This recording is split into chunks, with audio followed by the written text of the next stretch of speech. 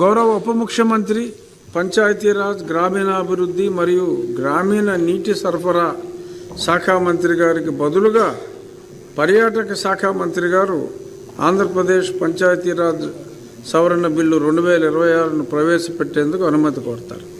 అధ్యక్ష, on behalf of deputy chief minister and Panchayati Raj minister Shri Pawan Kalyan గారు, I move for leave to introduce the Andhra Pradesh Panchayati-Raj Amendment Bill 2026. అవునన్నారు, అందరూ అవునన్నారు. ప్రతిపాదన ఆమోదించబడినది. Bill సభలో ప్రవేశపెట్టబడింది. ఆంధ్రప్రదేశ్ పంచాయతీరాజ్ సవరణ bill 2026ను పరిగణలోనికి తీసుకునేందుకు మంత్రి గారు అనుమతి కోరుతారు.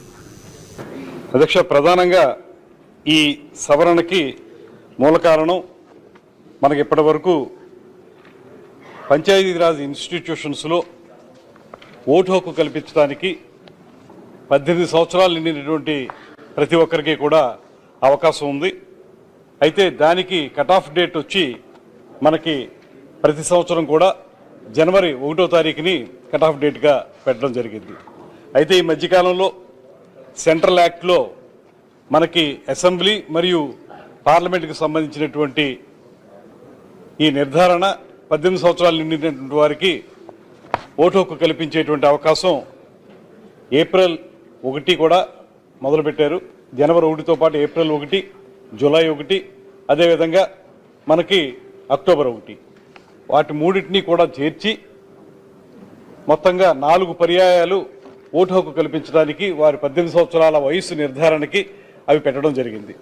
దీనివల్ల వచ్చేటువంటి ఉపయోగం ఏంటంటే, సాధారణంగా జనవరి 1 వరకు మాత్రం పరిమితం చేస్తే జనవరి 2వ తారీఖుని 3వ తారీఖుని 18 సంవత్సరాలు నిండిన వారికి మళ్ళీ సంవత్సరం పాటు వెయిట్ చేస్తే కానీ వారికి ఓటు హక్కు అవకాశం దొరకదు.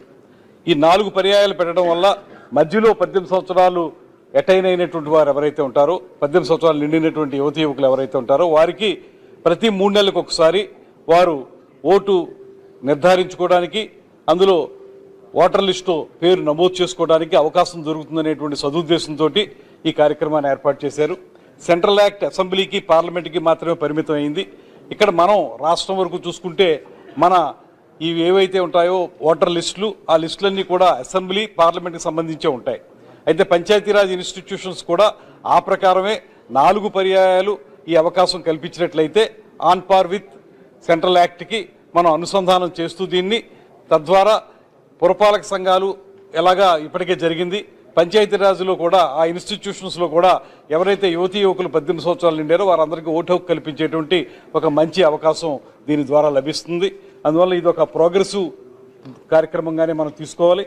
దాంతోపాటు దీని యొక్క ఇంపార్టెన్స్ని గుర్తించి ముఖ్యమంత్రి గారు మనకి డిసెంబర్ 23వ తారీఖు 2025లో దీని ఆర్డినెన్స్ రూపంలో తీసుకురావడం జరిగింది. ఆర్డినెన్స్ ప్రకారం దీనికి ఇప్పటికే దానికి కార్యక్రమం నడుస్తుంది. అయితే దానికి చట్టబద్ధత కల్పించడానికి అప్పుడు మనకి హౌస్ లేదు కాబట్టి అది ఆర్డినెన్స్ రూపంలో ఇచ్చారు. ఇప్పుడు చట్టబద్ధత కల్పించడానికి హౌస్లో దీన్ని మూవ్ చేస్తున్నాం. దీన్ని అందరూ కూడా స్వాగతించాల్సిందిగా కోరుకుంటున్నాను.